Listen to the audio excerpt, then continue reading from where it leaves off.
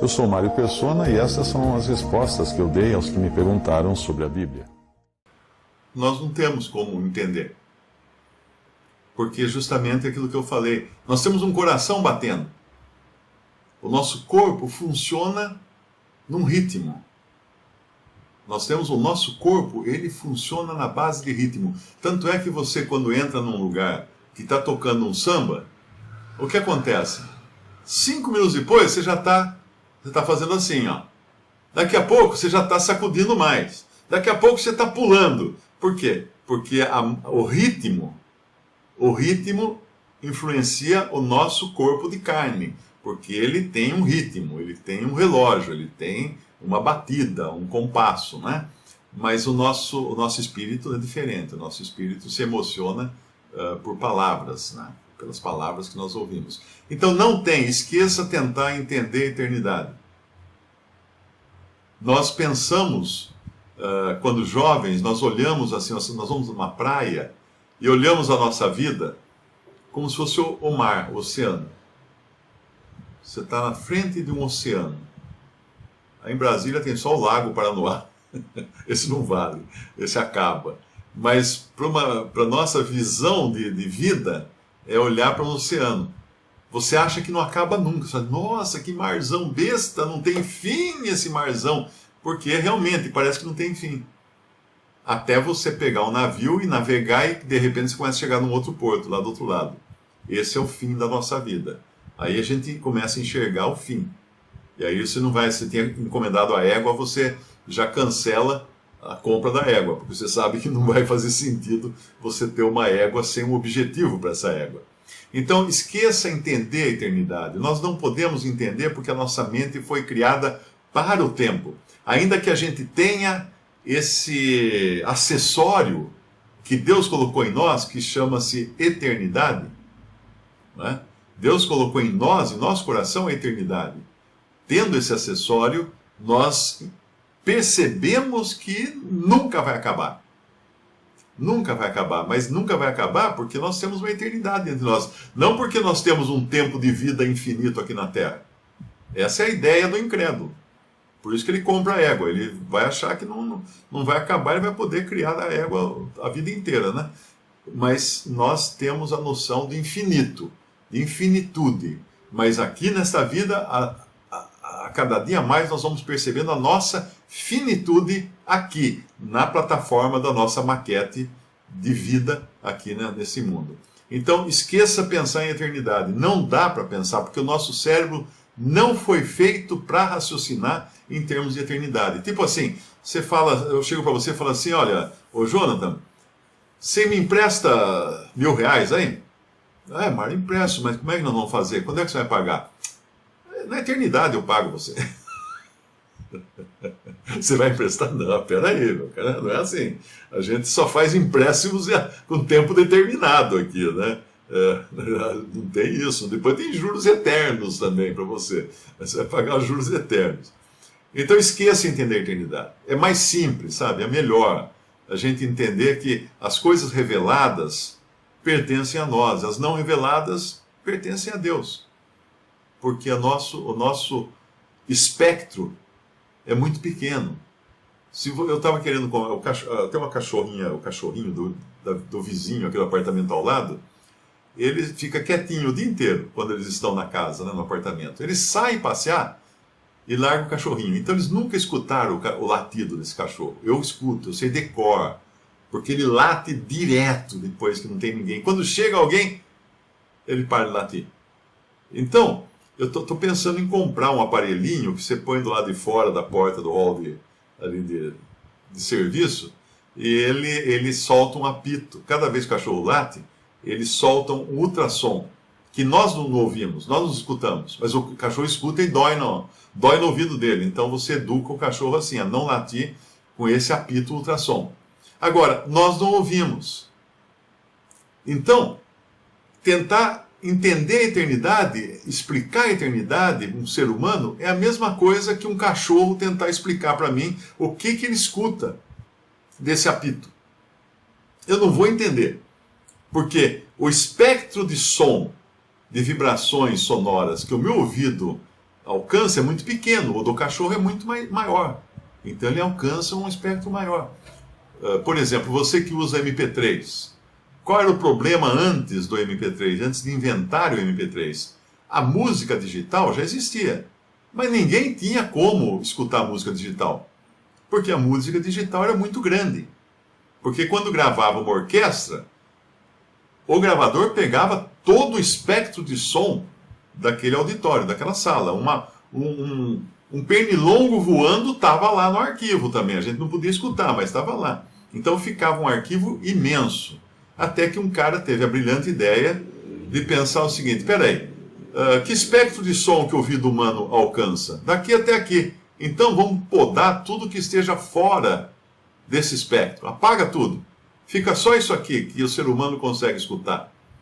Então os cachorros perdem, às vezes, grande parte da orquestra, porque ele estava esperando escutar aquele pedaço lá que ele ouviu, mas ele não escuta, ele só escuta agora que nós escutamos. Por isso que você consegue compactar a música, eliminando todas as partes que o nosso ouvido não alcança. Mesma coisa o vídeo.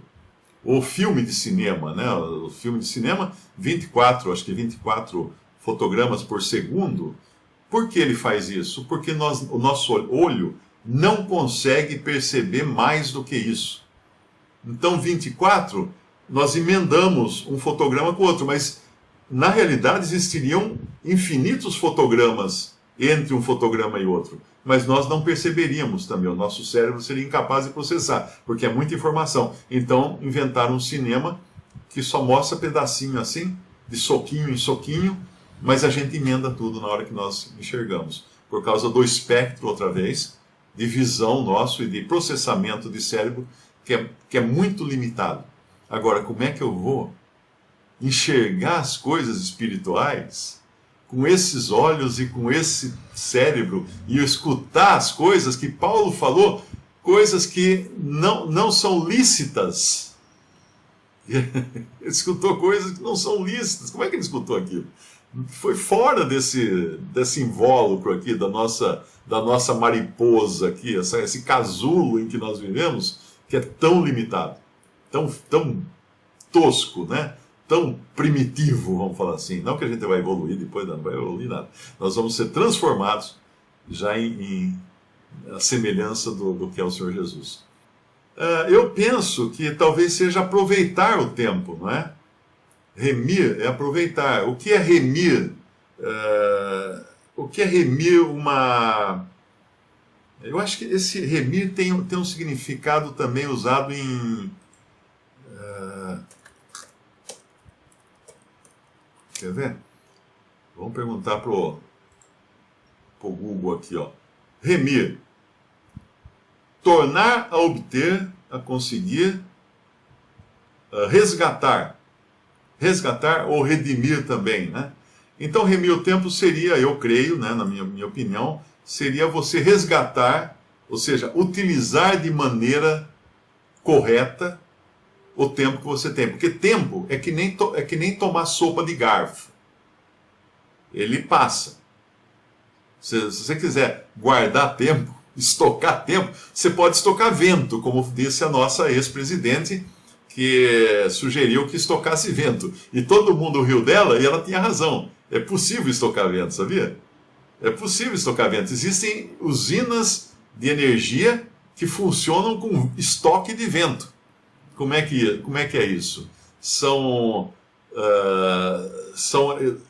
pequenas turbinas ou eólicas, né, que vão produzindo energia elétrica, e o excedente faz funcionar compressores que vão estocando ar comprimido para quando falta vento, os compressores entram, o ar comprimido entra em ação e faz gerar uma turbina a ar que vai virar e vai produzir energia. Nesse intermédio entre o vento. Então dá para estocar vento. Ele estoca vento em forma de energia. Como é que chama isso? Energia dinâmica? Não, energia mecânica. Tem um nome em física, eu não lembro agora. mas ele conserva aquela energia eólica, transforma aquilo e armazena em forma de ar comprimido. Então eu fui até pesquisar na internet e realmente existe isso daí. Mas remir o tempo seria você aproveitar o tempo da melhor maneira possível. E às vezes a gente fala assim, então eu tenho que ficar pregando o evangelho o tempo inteiro, lendo a Bíblia o dia todo para remir o tempo. Não é bem isso. Não é bem isso. Vamos ver o que o senhor falou quanto a isso. Olha aqui, ó. Em Marcos, capítulo 6, versículo 30. E os apóstolos ajuntaram-se a Jesus e contaram-lhe tudo, tanto o que tinham feito como o que tinham ensinado. Eles estão voltando agora de uma obra, né, de uma missão. Eles estavam numa missão.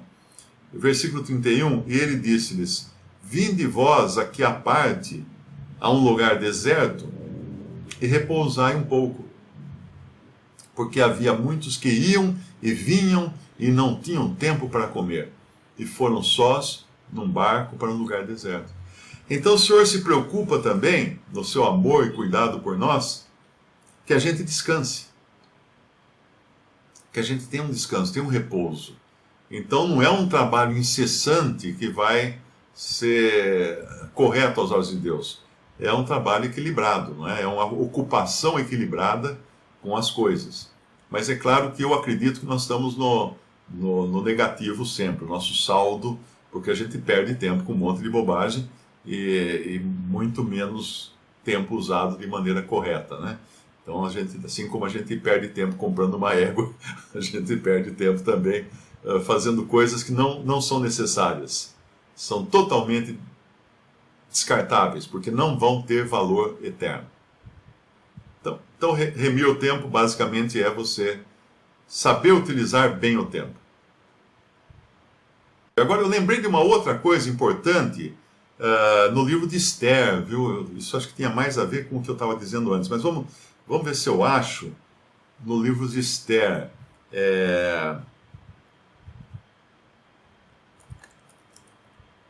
Quando Esther capítulo 4,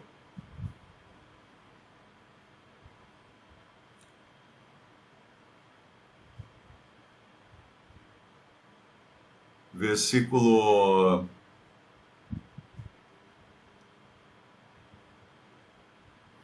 quando Amã convence o rei de mandar matar todos os judeus do reino.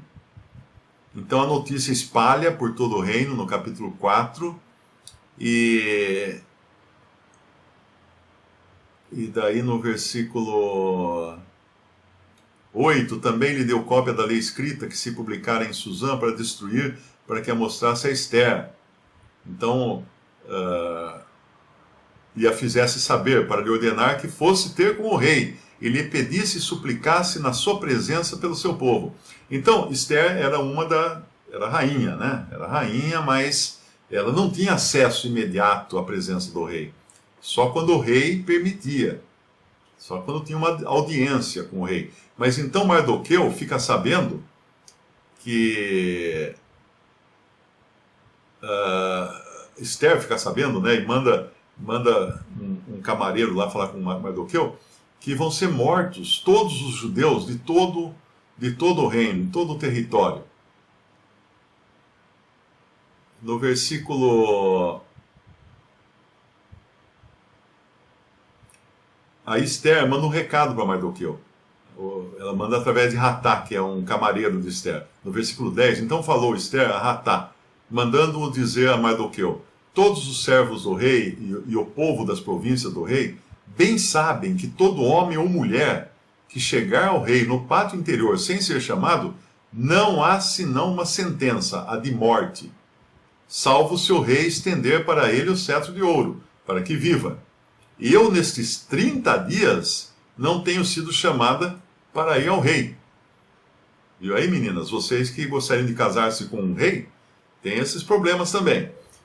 Não podia chegar perto do rei com risco de ser degolada. Então, aqui, o que acontece? Fizeram saber a Mardoqueu as palavras de Ester. Então Mardoqueu mandou que respondessem a Ester: não imagines no teu íntimo que por estares na casa do rei escaparás, só tu, entre todos os judeus. Porque se de todo te calares neste tempo, olha aqui o tempo, neste tempo, deixa eu ver qual é o...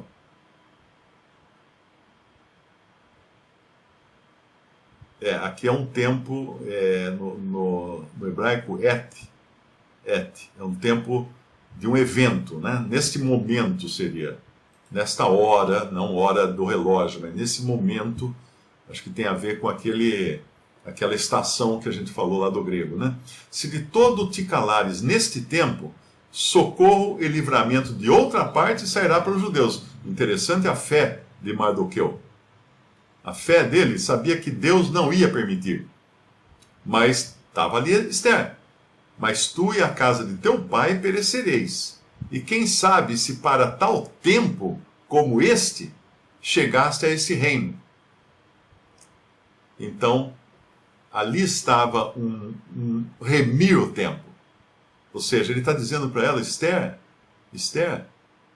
e se Deus colocou você nessa posição para esse tempo, para você tomar uma atitude nesse tempo, ele colocou você para salvar todo o seu povo. E se você se calar neste tempo, vai ser uma desgraça. Para a sua família, pelo menos, para a casa do teu pai, vai acabar. Então, veja que Deus nos coloca nesse mundo, porque Ele tem para cada um também tempos determinados. E nós devemos remir o tempo, de modo a encontrar esses eventos que Deus quer que a gente entre em ação. Porque Ele tem esses momentos que são importantíssimos. Quantas vezes você estava lá num ônibus e uma pessoa do seu lado, e você não sabia se falava ou não falava para aquela pessoa, e daí você resolve falar. E no dia seguinte essa pessoa está morta. E ela muito provavelmente creu em Jesus. Meu pai uma vez foi visitar um colega dele. Depois meu pai tinha se convertido e tal, então ele costumava levar de presente Bíblia para amigos que ele conhecia, né? Ele foi na casa desse homem, bateu no portão. O homem veio no portão, né? Era a hora do almoço. Meu pai falou: não quero atrapalhar seu almoço, tomar o seu tempo, mas eu queria falar para você isso aqui. Daí ele deu uma breve mensagem do Evangelho para esse homem e deu a Bíblia. Falou: eu comprei essa Bíblia para você de presente. Então você comece lendo o Evangelho de João. Ele sempre falava para a pessoa começar lendo o Evangelho de João, e deu um folheto evangelístico também. O homem agradeceu, ficou muito contente, entrou na casa, sentou-se na mesa para almoçar e caiu com a cara no prato, morto. Esse homem teve a última chance nesta vida de escutar o Evangelho. Eu espero, eu acredito que ele está no céu. Porque Deus preparou aquele encontro, Deus preparou aquele tempo. Meu pai podia ter falado assim: vou outro dia, amanhã eu vou. Amanhã ele ia no enterro, porque o homem já estava morto. Então, lembre-se disso. A oportunidade é o cotovelo do encanamento. É onde você cria uma guinada para dar uma direção diferente ao tempo. Uma direção boa ao tempo, uma direção valiosa ao tempo, dentro dos conceitos de Deus. Então, eu creio que isso é remir o tempo. Visite respondi.com.br. Adquira os livros ou baixe e-books. Visite 3minutos.net. Baixe o aplicativo.